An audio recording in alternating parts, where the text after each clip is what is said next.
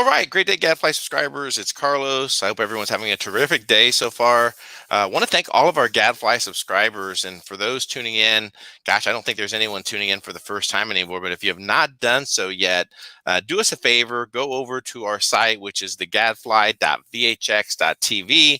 You can learn about our premium subscription content that's listed there with myself, London Paul, Ken Shorkin Jr. If you're not sure, you can sign up and do a 30-day trial. And then after that, you can do either $10 a month or save a little money and do $100 a year. So also, we do have some social platforms, which I encourage you to subscribe and follow, because we do release some of our content to the public, which is at the GADFLY MCN on Twitter, as well as our YouTube channel. And today, as always, I'm very excited to be joined by my friend and colleague, London Paul of the Sirius Report. Paul does great work over on his primary platform, which is the SiriusReport.com, and also hosts his daily premium content, which are his daily podcast updates with everything regarding finance, geopolitical, great analysis and intelligence there. So, Paul, wonderful day. How are you, sir? Well, yes, thank you for the introduction. Yes, and yeah, we're fine. We've actually finally got summer, so everyone's complaining now it's too hot. The British, it's too cold, it's too wet. When it's hot, it's too hot. You can never satisfy British people when it comes to the weather. And for our listeners, I saw people were tuned in early, and we did get just a little bit of a late start. And I do apologize. I was driving to our primary offices today and hit a crazy rainstorm that just was coming down like crazy. So just in the air of safety, had to throttle it down to about 40 miles an hour for a good probably half an hour. That really slowed things down. So, but we're here now. That's what's important. So I want to thank those in the chat room who are consistently always lined up. Alan's like a rock star. He's always logging in and commenting. So, Alan, thank you for always being here and sharing our streams. But Paul, just, very good, interesting times indeed. And thought today we could kind of, give some updates in regards to what's happening in the European Union. Again, I think there's a massive amount of pressure from the West in regards to, the United States really trying to prevent any type of momentum with Europe building any type of further solid relationships with Russia and China, and I think that that's coming to full premonition here, as we see several times some episodes regarding either the ratification of the China Investment Treaty or the admission that, shockingly enough, that USA and NSA and Danish intelligence spied on EU allies, which I'm not sure why that really surprised anyone, Paul. No, it should just surprise someone that it's taken this long for it to become public knowledge. But look, we've said before, and it's worth reiterating, that Europe's kind of this key battleground between the old reality of the unipolar world and everything that stands for, and the new reality of the multipolar world. Hence, Eurasia, the Eurasian axis, and everything that entails. So there is a big move by the United States to try and do everything to keep the European Union away from any sort of trade agreements, any positive initiatives with either China or Russia, particularly Russia more than China in some respects, but obviously in equal measure, because the whole basis of Western control over Europe is to keep it as a vassal state of effectively of Washington. And the problem that has plagued the European Union for far too long is what I call the Atlanticists that reside inside Brussels, who really are the subservient individuals and entities in terms of various sort of elements within Brussels, within the structure of the European Union, but also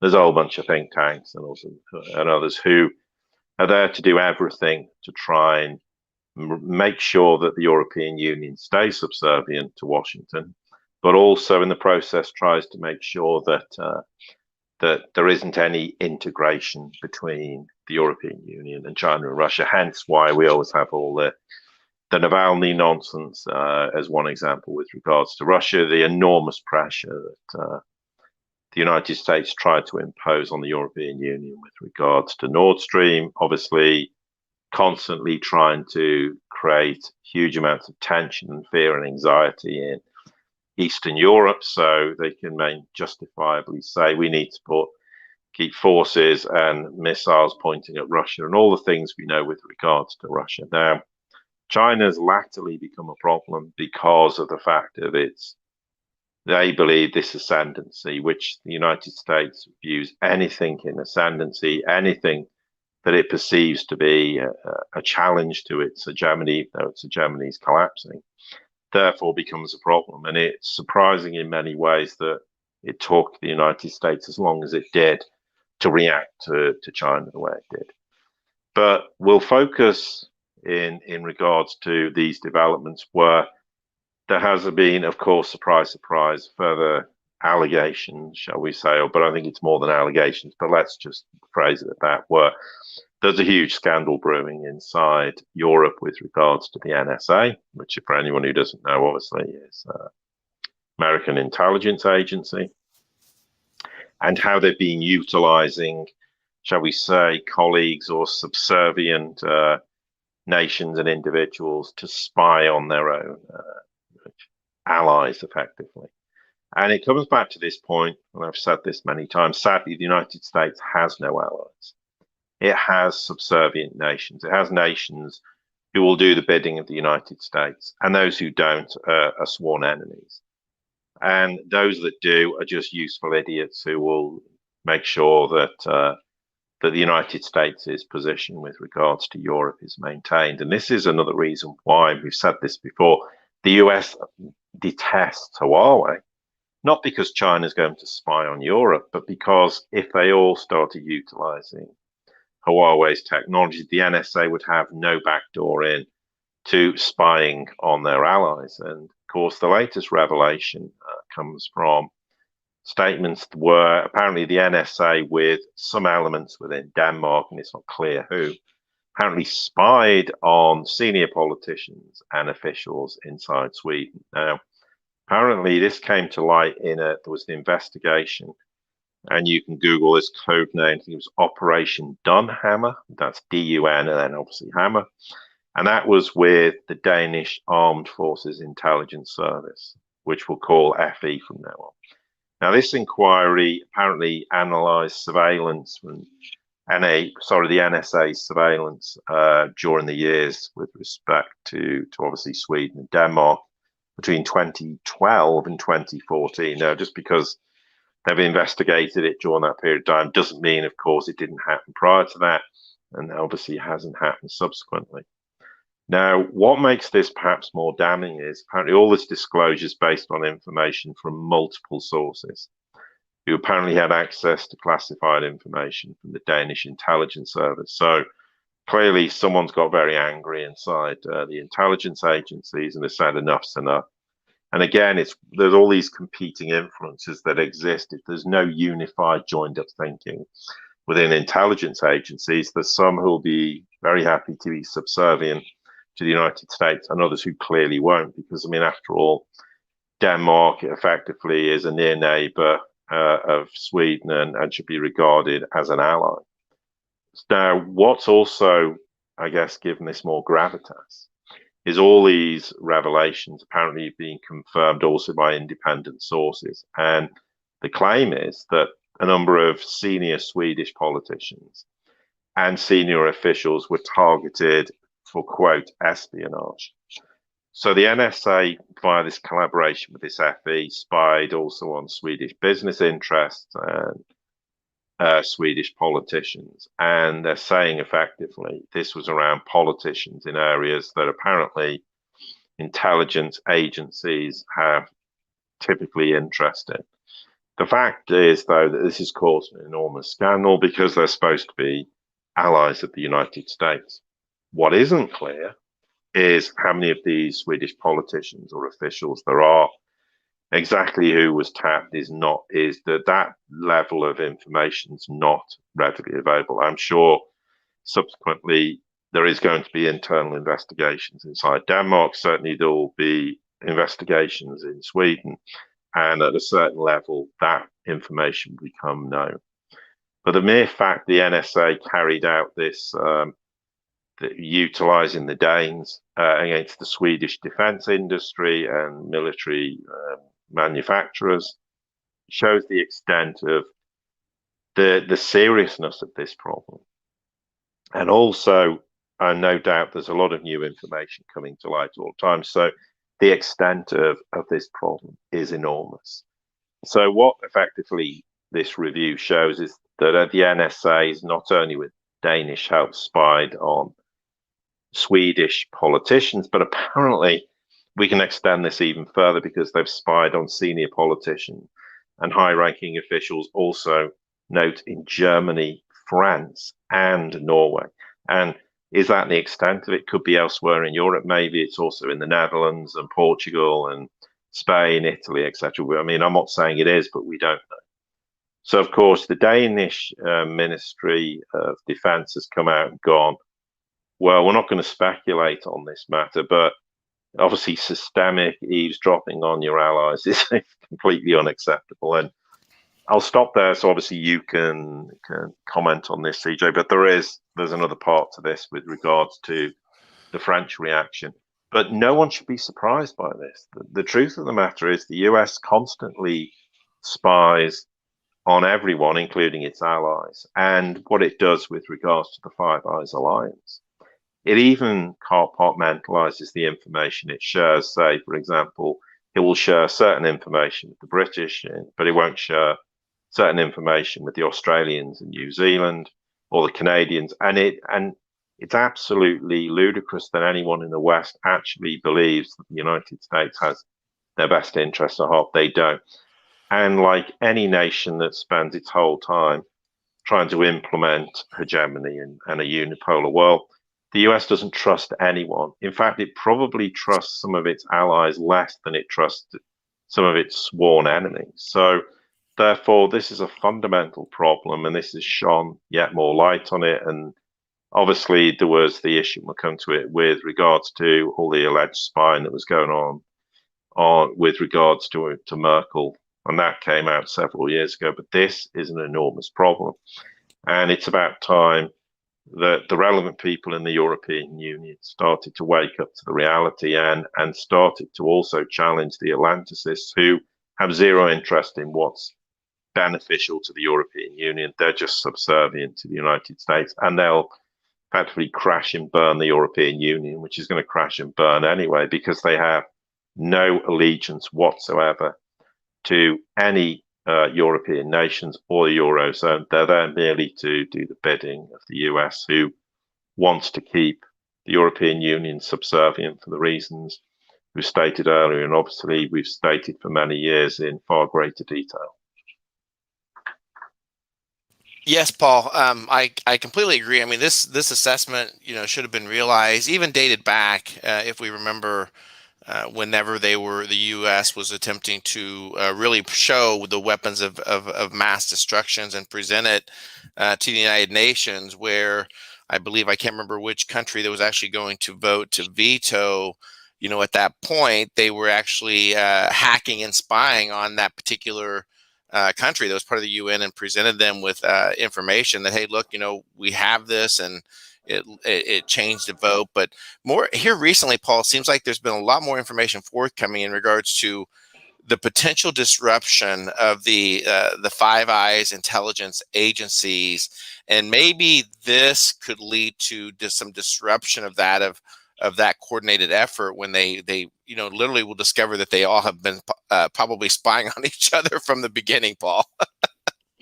Yeah, and the other thing is, it's, you'd think Western nations might start to finally wake up to the reality that when the US and also the UK intelligence agencies make statements, well, our intelligence tells us, that they might start to go, hang on, actually, this is not reality. And you'd be surprised the naivety and the ignorance that exists in elements within the Eurozone and Western nations, as to people who genuinely believe that when they're told intelligence confirms X, Y, and Z, then in fact they genuinely believe it's true. That sounds unbelievable, but that is how naive the political system is. That, again, we're back to this thing where people are wedded to a political system.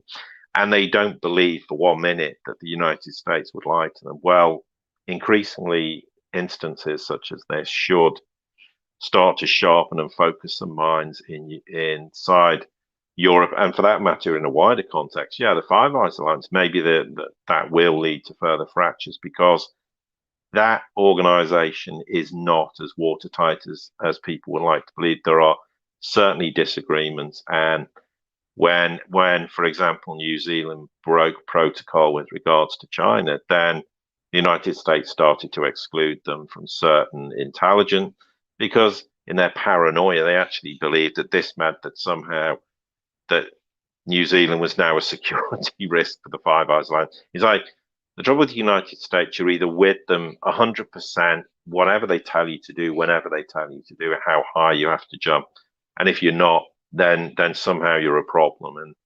And this is just another example of the fundamental distrust that exists between the United States and even its allies, just because it's born out of paranoia, fear, that in fact, there might be a chance that somehow some of their allies might they feel have nefarious intent with regards to the US, just because they decide they want to trade with China, or they want Nord Stream 2, for example, with the Russians. Because, I mean, why should they buy LNG 40% cheaper from Russia than the United States?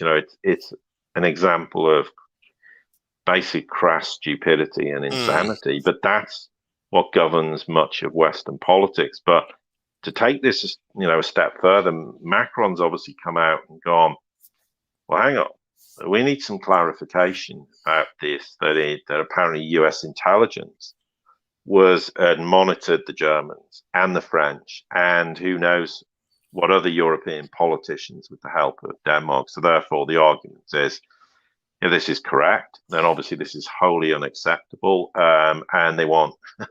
I mean, it's staggering that he actually comes out and says we want complete openness and clarification from the Danish and American partners. But the issue is, why is it now surfacing now? Well, I think there's certainly elements within security agencies across Europe who are now fundamentally starting to go, we have a real problem with US intelligence. We have a problem with the CIA. We have a problem with the NSA. And in a broader context, Macron makes the point, and this is starting to figure in the minds of many people in Europe, well, okay, this apparently happened between 2012 and 2014. Here's the question, is this still happening today? And if we're ever going to have trust between the US and Europe, then we can't have the risk of the suspicion that this is going on. But the truth of the matter is, even if it was, which it most certainly probably is, then the United States isn't going to suddenly hold up its hand and go, well, actually, we've still been spying on you. But the mere fact that they've come out that this is leaked effectively out of Denmark, I think is very telling, because it also highlights the fact it's not just Sweden, as we said, it's Germany, it's France, and of course it's Norway. So the question is, from the Macrons and the Merkels of this world, have they been spying on them all this time? And of course, this comes quite a few years when it was reported the US had apparently bugged Merkel's phone and other world leaders. And apparently at the time, Obama said, well, the US won't spy again. Note on Germany during his tenure, which basically means, well, I didn't say we're not going to spy on anyone else. And of course, when I'm no longer president, my comment is no longer valid. But this is very indicative of the problem that exists, and it may have seismic consequences, because there's no point in the United States telling everyone that you should distrust the Chinese and the Russians. And then they go, but hang on, you're supposed to be an ally and you're spying on us. And what are you spying on us for? What's the justification? What's your reasoning? And therefore, on that basis, they will start to fracture relations between the US and Europe, because there's definitely been some degree of a charm offensive since Trump went out of office and Biden took over, whoever, is really running the United States as ever, because presidents don't. But the point is, there was a shift in emphasis once Trump was gone. Oh, well, we need to start trying to claim some common ground again with Europe, because of the fear that Europe will go, hello China, hello Russia, and start to build out and develop the Eurasian axis to the detriment of the United States, which is exactly why we've seen what we've seen in the last 100 years with respect to Europe. It really is the key battleground. If, for argument's sake, and we've said this before, Germany came out tomorrow and said, we're going to have stronger ties, not so much with China because it does anyway, but we've had enough of the position and the hostility with regards to Russia. We want stronger trade. We want to end sanctions, and we're going to sort of reflect upon NATO's position with regards to Russia. It would be the end of the European Union, it'd be the end of NATO, and that's the United States' biggest fear. So hence why we have to have the whole Navalny story, because it's all about cultivating in the minds of the Europeans that Russia's out to get you all, and Navalny's an example. Look at how they're treating they claim he's a rival to Putin, that somehow he could usurp Putin as the Russian president. Well, that's never going to happen.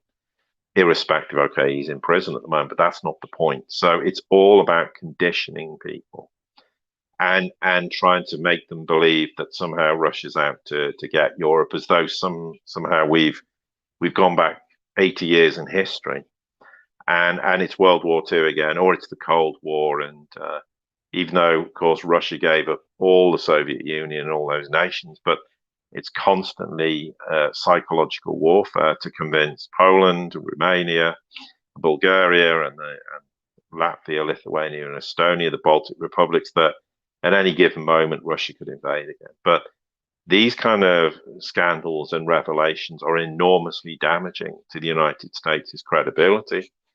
And I think the political fallout, it might not be seen publicly, but privately, the United States is going to be in some serious hot water to explain why this happened.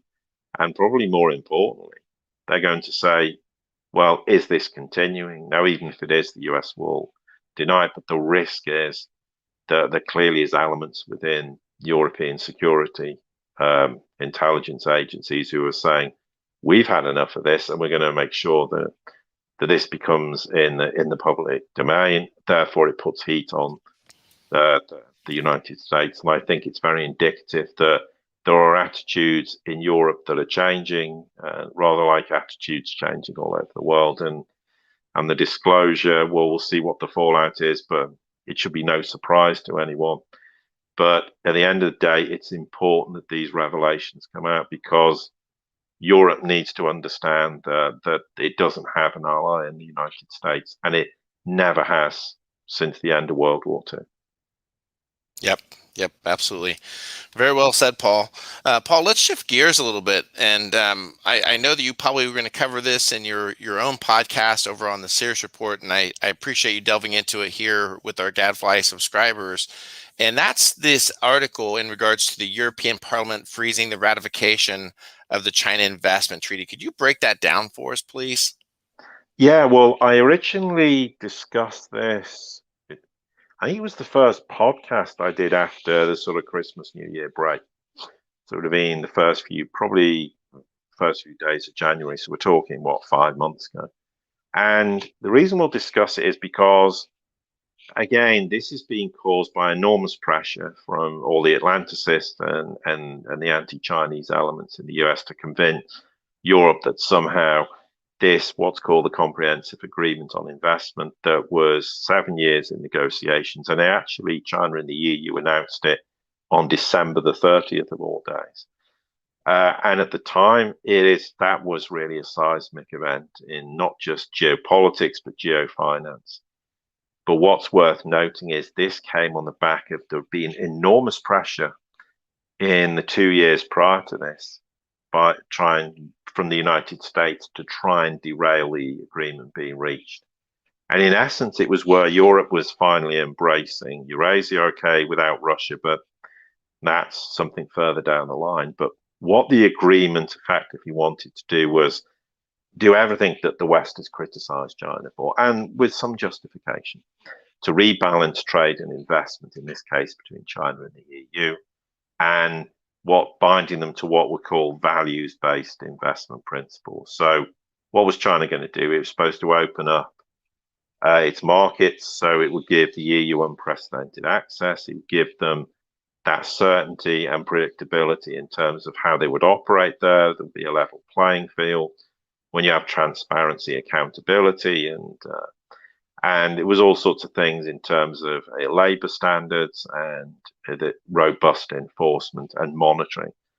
So the nuts and bolts of it is, if you look at EU foreign direct investment flows from EU to China in the sort of last 20 years, that was more than 140 billion euros. But for Chinese FDI into Europe, the figure was actually around 120 billion euros.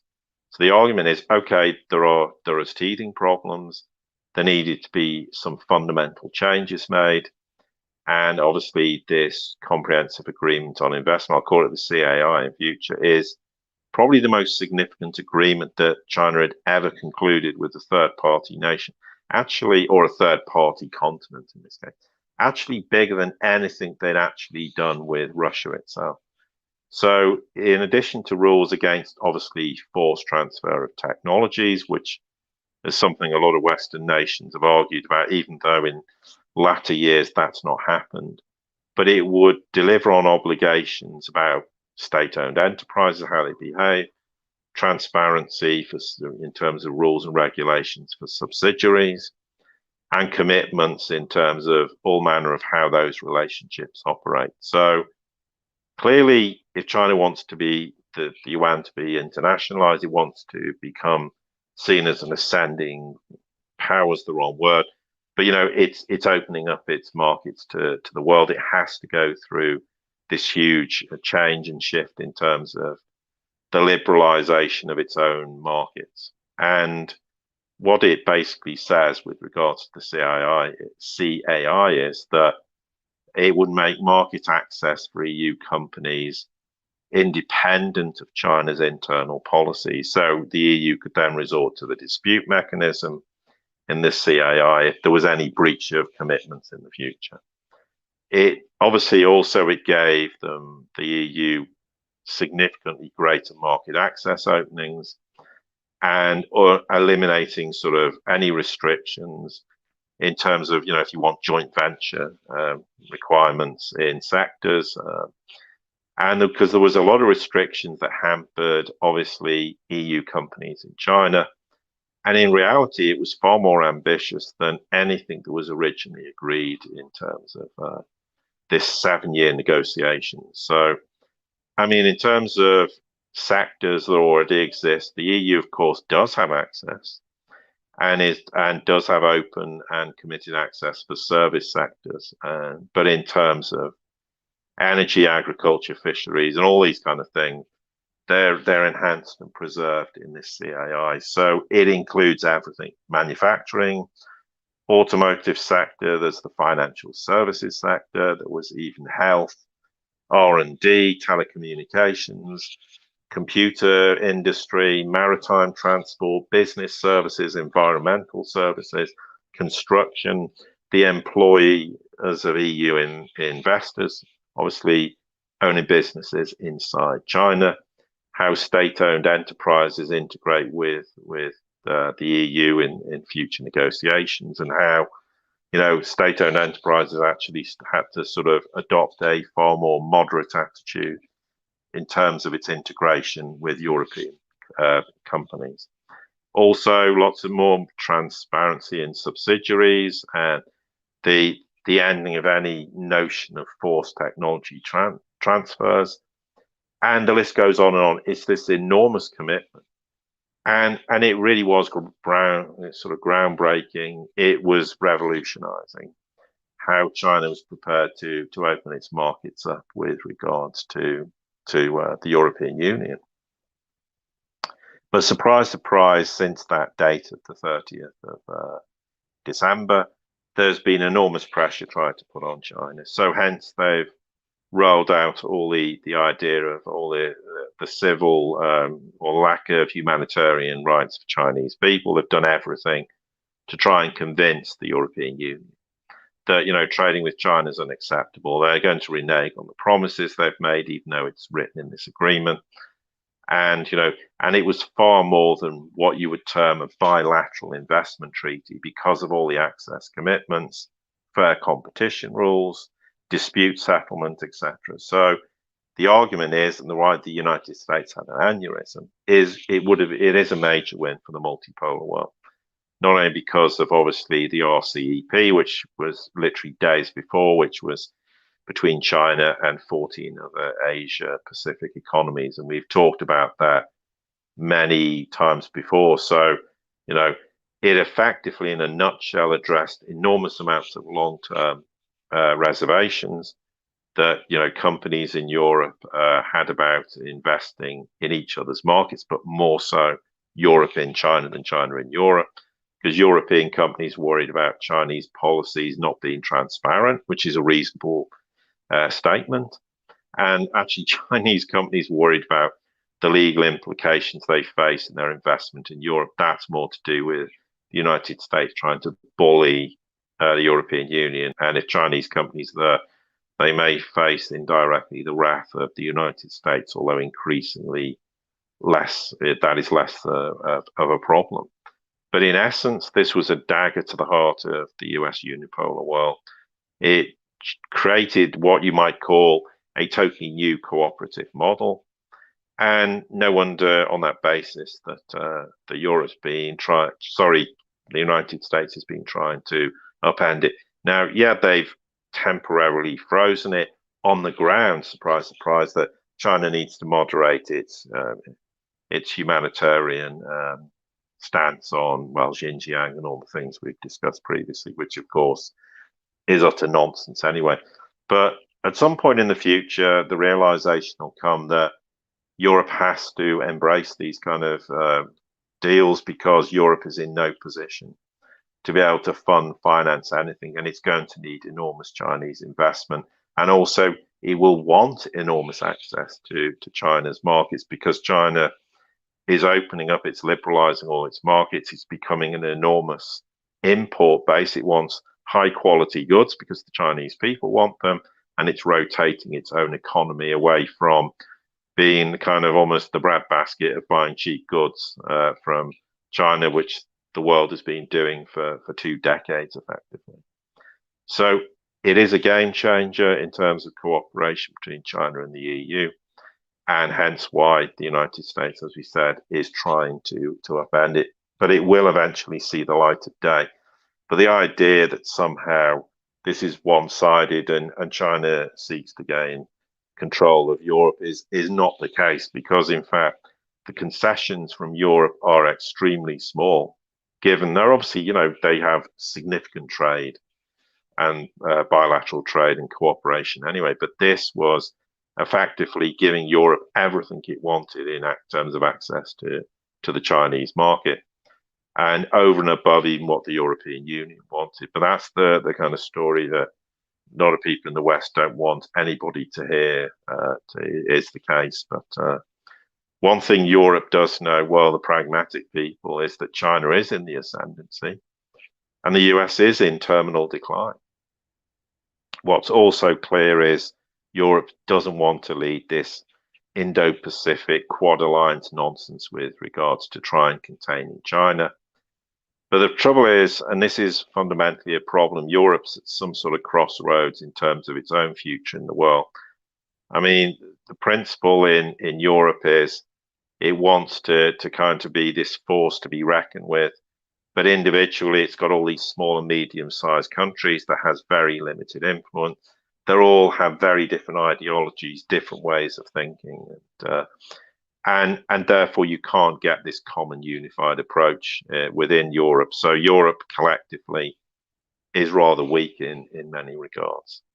It also has grave reservations about the expansion of NATO with regards to Southeast Asia and China.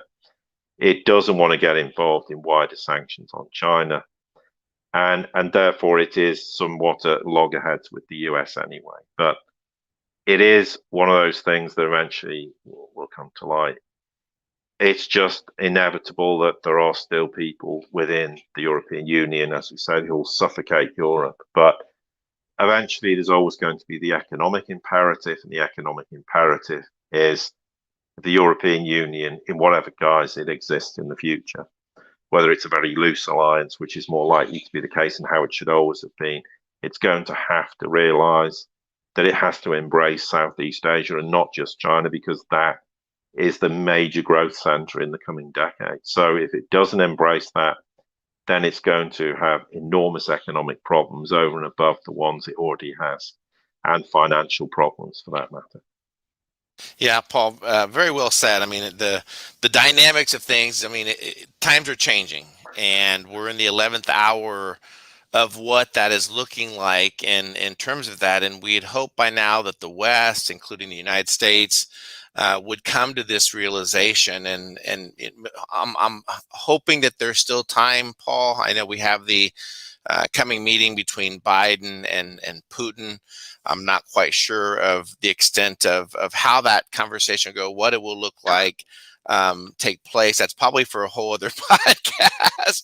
But again, it just kind of goes back to that realignment that's occurring, and there is a drift away from Western-based policy, including leadership driven by not only economics but geopolitical trends, and the signs are literally all over the place, Paul. Yeah, and it's worth mentioning, obviously, June the 16th, there's supposed to be this summit between Biden and Putin. But the truth of the matter is already, the US has this public persona, which is we're being tough and hard on Russia. And we're just telling the world that that's how it is. And then privately, they get in meetings with the Russians and they don't behave like this at all. But so the public persona is just part of the kabuki theater. It's part of, let's try and convince the world that US hegemony still has relevance, but the world knows it doesn't. The world's not really interested in terms of what the US has to publicly say. It's more interested, okay, what's the private discussions and what's the fallout of those private discussions? But the idea and that somehow China and Russia can be put, their alliance can be broken. I think even the US realizes it's nonsense. And you only have to look recently when Lavrov came out and effectively said the relationship between China and Russia is stronger than a military alliance. Now, that is an enormous statement of intent. That's basically saying to the world, well, and I've said this all along, they deny they have a military alliance and political and economic alliance, but they do. And he's effectively coming out and saying, no, it's even more important than that. So you couldn't make it any clearer to the world that nothing is going to pull those two nations apart. So the US needs to give up this crazy notion that somehow it can divide these two nations and find some point of disorder between them, because they've seen it all, they know it all. They're not going to get sucked into this nonsensical world where, as though China's going to believe the issue with Navalny, and as though the Russians are going to believe all the issues with Xinjiang, etc., etc. And it's just not a reality. So I don't see much value in this Biden meeting, setting aside it's Biden, of course. And I think the Russians don't particularly, but equally, you have to be seen on the world stage that, look, we're at least trying. We don't hold much hope for any positive developments, but if we refuse to do it, then it just gives the United States political ammunition to claim, see, they're not prepared to negotiate with us. But we know for a fact that there is no reason for the Russians to negotiate with the United States. Okay, there are some points of commonality, Afghanistan being one, the Middle East being another, and there are, but in terms of them actually burying the hatchet and starting to normalize relations, having rapprochement, that's some way off in the distance. I think in the end, it'll be something the United States will be forced to do. Whether it's 5 years, 2 years, 10 years, 20 years, it doesn't really matter. But eventually, common sense will have to prevail, because the US is going to need every nation in the world to start, or will have to normalize relations if it stands a chance of of digging its way out of the mess it's in 10, 20, 30 years. So there will come a point where it will be a necessity to do so. But at the moment, relations between the two nations are as bad as they've ever been. Does that mean there's a nuclear war happening? Absolutely not, because that's never on the table. But they are poles apart on just about everything. And of course, US intelligence agencies blaming the Russians for Navalny and Skripal, etc., and accusing them of cyber attacks here, there, and everywhere, and hacking in the United States and interfering in US elections is just a bridge too far. But the tone that's come out of Russia in recent weeks and months is they've run out of patience. Even they finally realised this is futile, but politics is politics, and you have to be seen to be at least trying to do the right things, because the US will do everything to try and convince the world that China, Russia, and anyone who doesn't bow down to King Dollar, etc., is a problem. So they will push this along, but there's not much value in doing it. Absolutely, absolutely. Paul, let's shift gears a little bit in regards to the hacking and what's taking place. I want to get your insights, and then I have a couple of thoughts on my own, one of which I borrowed from just this morning listening to a podcast. But that's in regards to all the cyber hacking, and we're learning that here in the United States, that one of the largest meat plants, JBS, is having to shutter their operations currently right now, just out of fear of the cyber attack, and which literally is going to jeopardize the food supply and obviously probably increase the price of production of meat products. Paul, so what are your thoughts on this? Yeah, let's start. Silly thing to say, start from the beginning. There's no real beginning, but the issue, the issue is, I've talked for years, cybercrime is a major problem. Now, there is state-sponsored cybercrime, and that's absolutely clear, no doubt about it. But we also have to start facing the reality that cybercrime in the future is the biggest threat to humanity. Why? Because it won't be state-sponsored. It can be, and we've said this, to coin a phrase, it can be some kid in the basement of his parents' home, somewhere, anywhere in the world, who holds the world to ransom. And that is a genuine risk. And we need to start taking it seriously and not pretending that this is some kind of Hollywood movie. And don't worry, because in the end, the kid's not allowed to do what he wants to do. And the good guys, as Hollywood always likes to portray, saves the day. This is a genuine problem. And we've seen what happened recently in the energy pipeline. And now, yes, you're right, JBS, that's the world's largest meat supply. Wasn't actually aware it was till this happened, but that suffered a cyber attack in North America and Australia. So, of course, what does it do? It causes huge disruption to global operations. And it had to effectively, furlough, in inverted commas, can't think of another word for it, thousands of employees. So effectively, I think it's got 7,000 workers or so alone in Australia.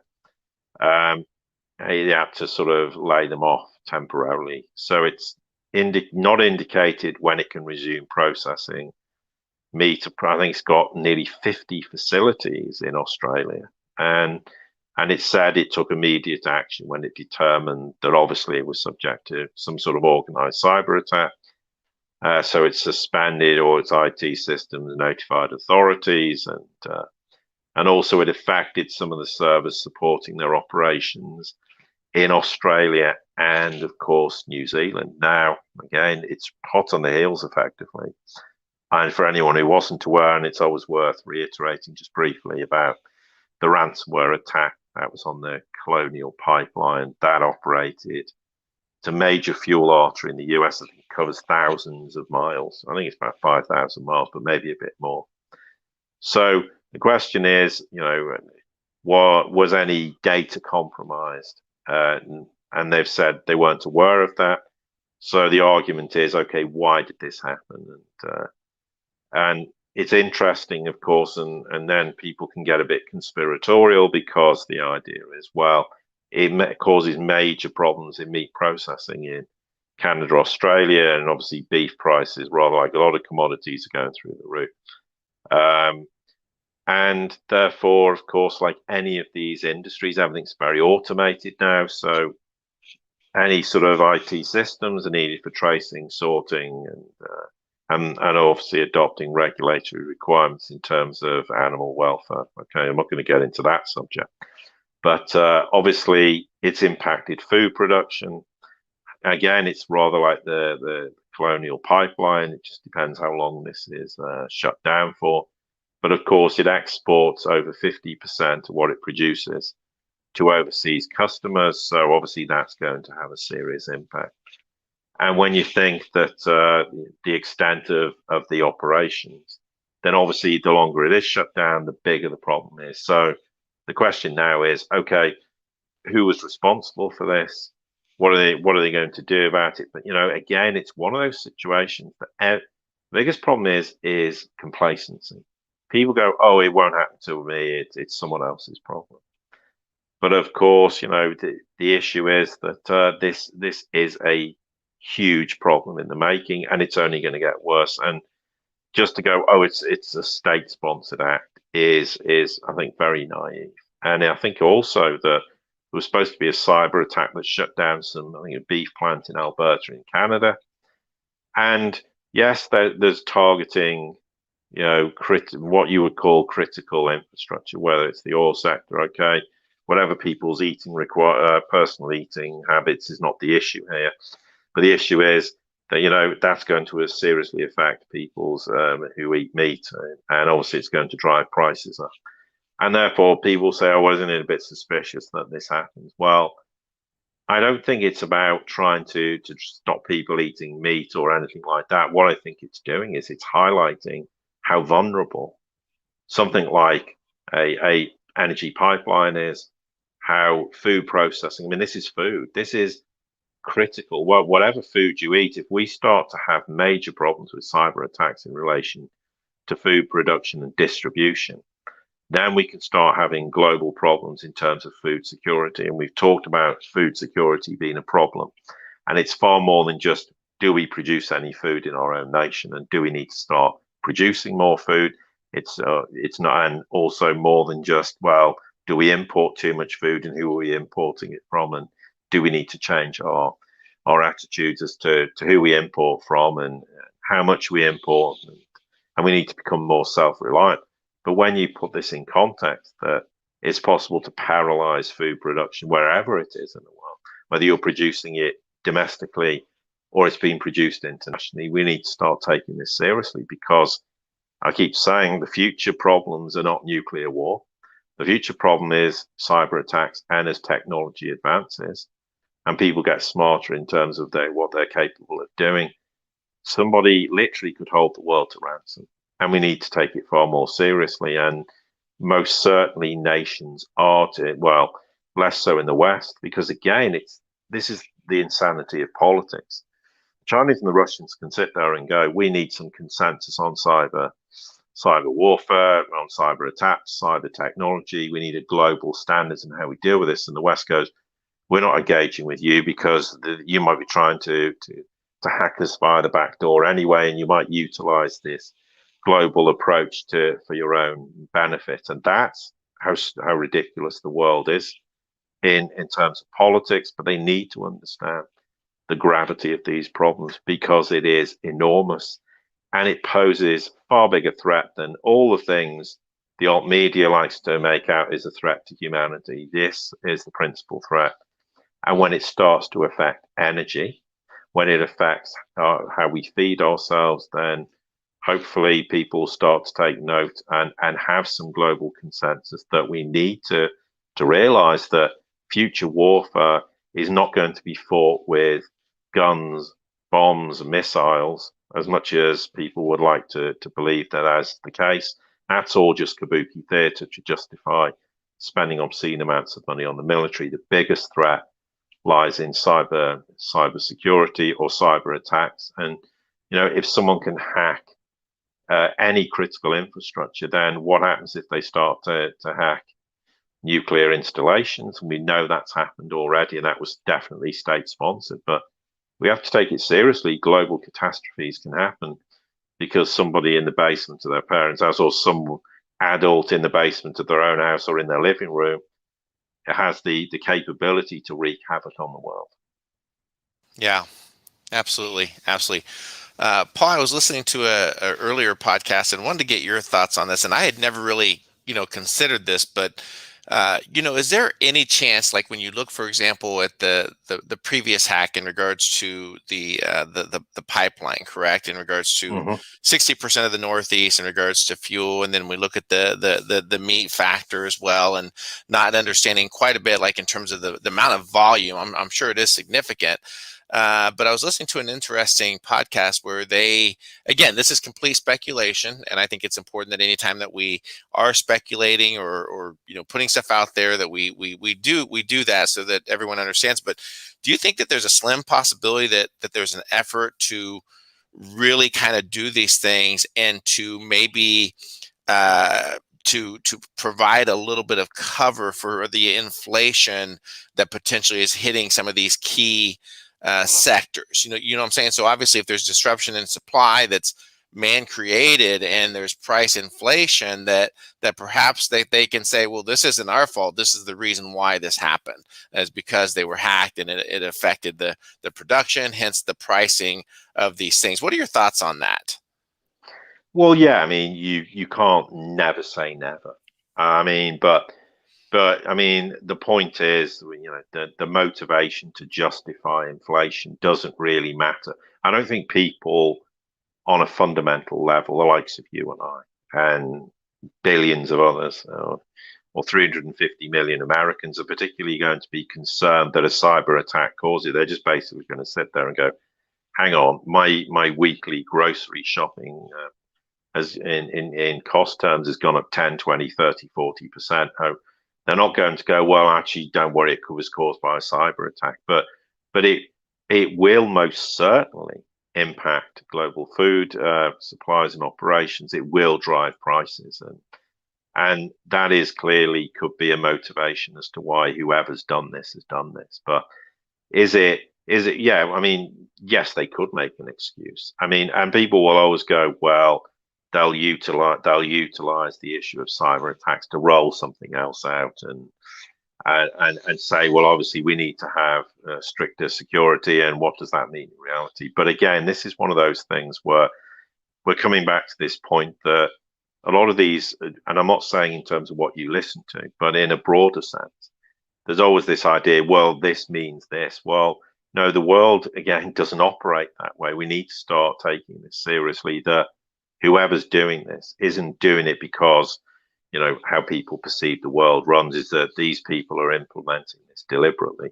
But you're right, they may seize upon this as saying, well, these kind of attacks are obviously also exacerbating the issue of inflation, but they can't, quantify it in those terms and say, well, that specifically is the reason. And at the end of the day, the average person doesn't really care what's causing it. They just care that it has happened to them. It is happening, and okay, what are you going to do about it? But again, we don't take the things seriously. We dismiss things as being irrelevant, and but we need to take this far more seriously, because unless setting aside the issue of inflationary forces in terms of food production, more importantly, it's what the consequences could be if this became a matter of national security, in terms of people seizing control of critical infrastructure that could have serious consequences globally. We need to start to address this. And I don't doubt, again, there's the public persona where someone's going to sit there and say, well, we have to blame someone. Well, you can't admit that it was some lone wolf in someone's basement doing this, because that will terrify the people. So we don't want to because people say they like to drive fear into people, and to some extent that's true, and we've seen that with the pandemic. But there's a flip side to this. If the people lose complete confidence in the nation and says, what, so lone wolves do exist and they could bring down a nation or a world as a consequence of this, that changes the entire dynamic. So it's not in their interest to do that. So let's blame a state actor. Let's say it's the Russians. But again, this is just public persona, but you can guarantee privately there is going to be back channels with the Chinese, Russians, and everyone else going, hang on, what is really going on here? And we need to start to be more mindful, because there is no way the Russians are going to be hacking JBS or hacking the Colonial Pipeline. But it's certainly happening. It certainly makes us understand and realize how vulnerable Western nations are, and not just Western nations. But there's an argument that it's trying to expose the vulnerabilities, and maybe there could be a whole bunch of reasons. And the motivation for doing this, it doesn't say as yet this is ransomware. Maybe it's another ransomware and it's someone else trying to just make some money because they can do this. But whatever the reality is, and it's not clear at this point, and it's certainly still not clear with the Colonial Pipeline. But here's the interesting thing. Notice how quiet that's all gone. Notice how there's no real public discussion about it. It's in the media for a few days, died a death. You can guarantee there are some serious investigations going on, and not just internally, in the case of the pipeline in the United States, but globally. A realization, and the Chinese, the Russians, even the Europeans, everyone is starting to say we need to address this globally, and the United States is very hostile and resistant to doing that. But if these attacks continue in the United States or associated, I think they're going to come a point when they're going to go, hang on, we have to do something about this, because the risks are pretty serious. I mean, this is bad enough, but it could be far worse. But there is one point worth making. And we did hear where the US effectively came out and talked about the biggest risk to the financial sector is a cyber attack.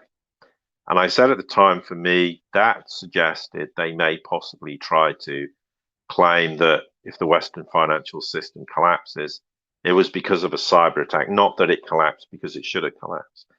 And there is a risk that they will utilize that as a mechanism to try and justify why it's happened, and then to accuse whoever they want to accuse in the process, rather than having to face up to the responsibility that, in fact, the Western financial system's collapsed for all the reasons we've discussed. I think that's something we have to take seriously, because when they said it, my initial reaction is, you're telegraphing the fact that the Western financial system is going to collapse, but you're going to have an excuse lined up. So that doesn't mean the West's responsible for these cyber attacks, but because as ever in politics and how the political system works, there's opportunism. It doesn't mean it's all carefully crafted and planned. It just means people sit there and go, okay, we have an opportunity to exploit this. How can we exploit this situation? It's like China and Xinjiang. Let's exploit it to the maximum. Let's convince the world you shouldn't trade with China. Let's utilize this as a mechanism to try and blunt China's ascendancy. And that's why these things happen. There's a lot of it's opportunism, and I don't dispute, I'm sidetracking slightly with the whole pandemic situation, that there are people who've tried to exploit the situation, no doubt about it. That doesn't make it that it was coordinated from day one. It's just, okay, something's happened. How can we exploit this to our advantage? Yes, yes. And Paul, I'm glad that you mentioned that, because that's was one of my initial concerns after the second news break in regards to JBS and the hacking. There was that, we know for a fact that intelligence agencies have infiltrated our news media. We know how they leverage information and stories. And when I think now, like we've stated before, is like it's a very event driven during this time period. There's no time schedule, but when these events do happen, is to really look at it from multiple different perspectives. And one of those perspectives that I kind of grabbed a hold on, and I think that Blayton put out there in his post, that are these potential test runs. Well, I was looking more towards just the conditioning, like the mental conditioning to all people that these systems are very vulnerable, that these things potentially could happen. That would provide a buffer to them in the event that there is a major cyber attack on the global financial system, that they could say, look, these things have been in the works. They've been planning these things. They did these past two. So it provides that buffer. The other aspect in regards to the cyber is that it's a lot cleaner. Obviously it can impact harm, but it's a lot cleaner than some type of more aggression or military, where it's very difficult, where there could be a significant amount of loss of life, where the cyber attacks can be, implemented, could be driven a little bit differently, and maybe there's not so much ramification against a larger things of catastrophe to happen, but systematically could bring about change. In fact, this article that I have brought up on the screen right now is from the last American Vagabond, and it lists specifically that there has been policy driven around calls for merging Wall Street banks, their regulators, and intelligence agencies as necessary to confront this allegedly imminent cyber attack that will collapse the existing financial system. This Carnegie Cyber Policy Initiative actually did a kind of not necessarily a drill, but just a simulation in regards to quote unquote event 201, where they escalated this as a quote unquote cyber pandemic. Now, again, completely speculating. There's no, imminent. There's no facts to point to this, but just more kind of framing things up, Paul, from different perspectives to assess why this information is coming out now, and the potential of them ushering in, leveraging that to usher in some type of systematic change. And we know that the dollar is seeing its last days. We know that the system does need to change. So just interested to be witnessing this, and again, just something to consider, Paul. Yeah, but I mean, again, people always pick on a moment in history and go, well, they had some simulation. Yeah, they've been doing simulations about cyber warfare for years. They keep happening, and then people just pick on a moment in history and go, "Oh, but that means this." And they did have one last year, sort of November time. But bear in mind, it was also done in partnership with Sberbank, Russia's largest bank, and that would have been done with the blessing of Putin. Now, Putin's not going to do something which is to go, well, actually, we're just going to further the agenda of, because again, we're back to this whole perception that the Great Reset, the World Economic Forum, is going to hold the world hostage. And of course, it never has done, and it never will do. But, the fact the Russians have participated in this, the Chinese have participated in these things because they know genuinely the risks are enormous now.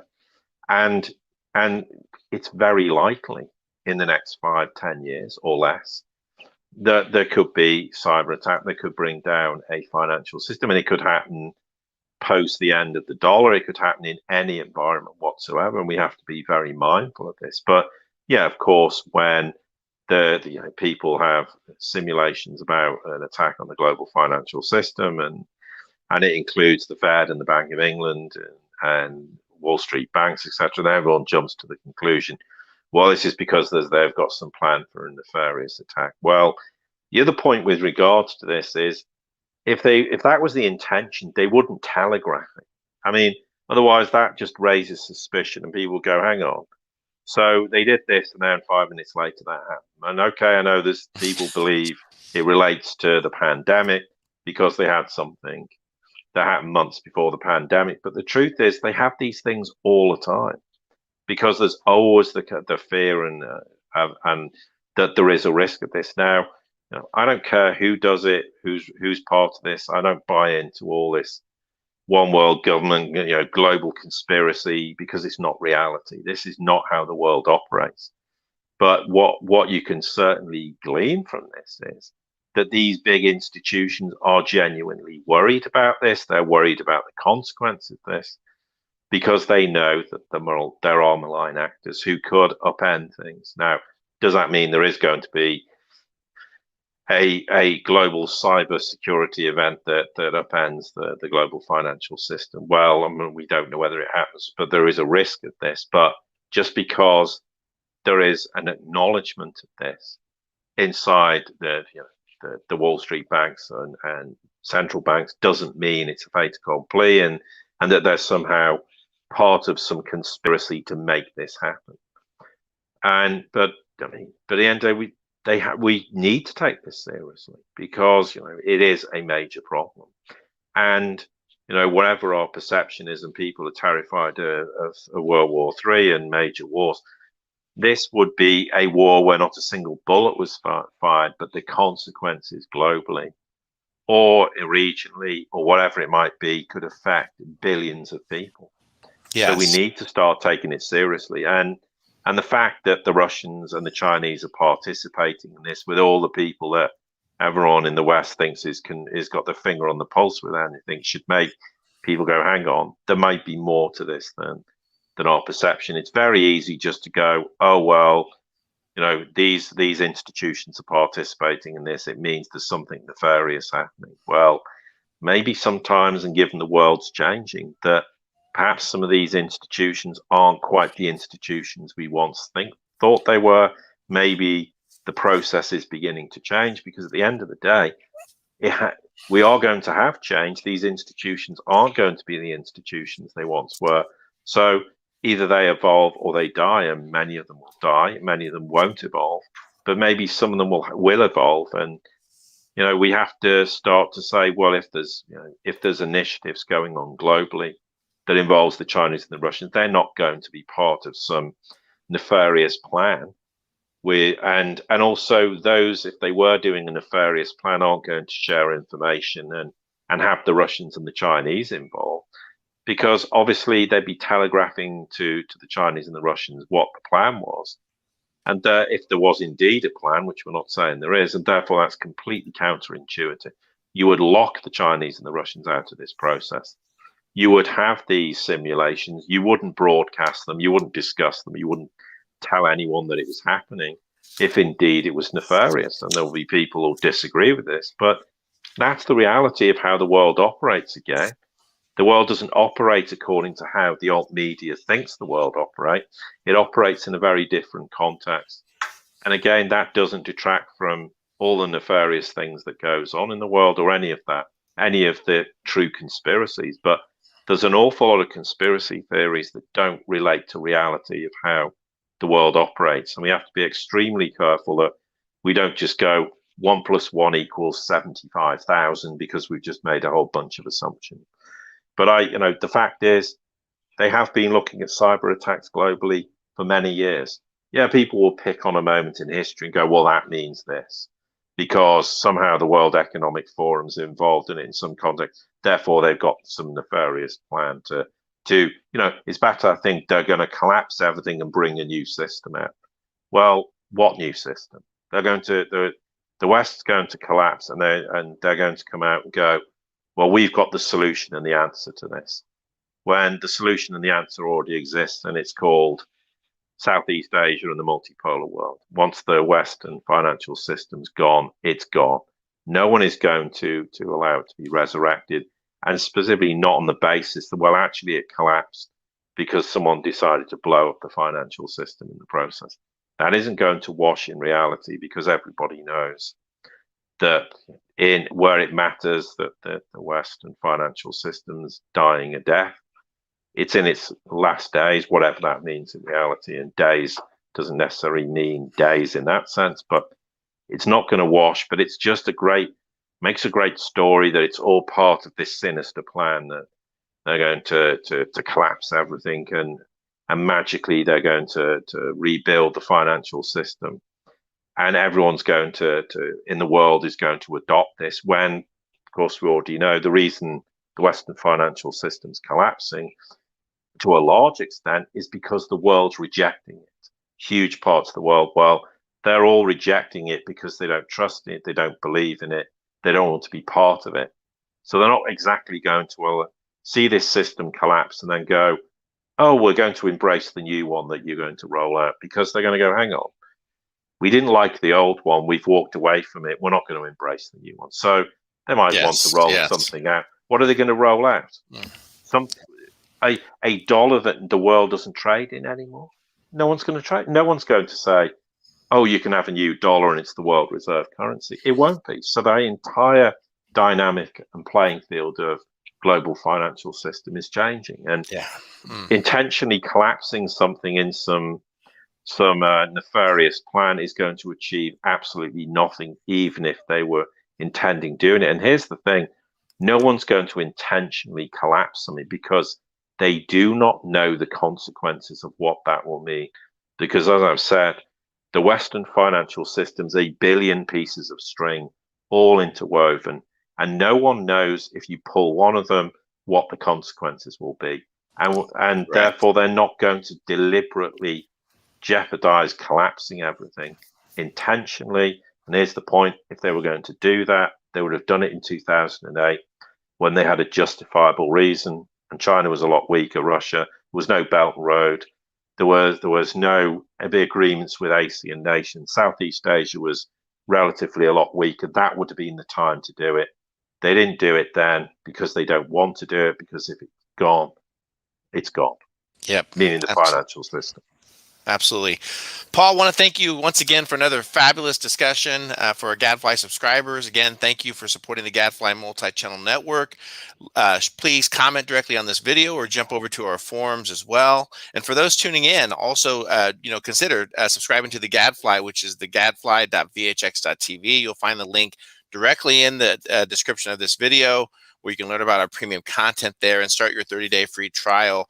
And then also, please do us a favor and also visit Paul's work over at theseriesreport.com, where you can find out about his content there and his premium podcast. So, Paul, thank you once again, and I'm confident that we'll do this real soon. Yes, and thanks for everyone listening and all your support, which of course is greatly appreciated.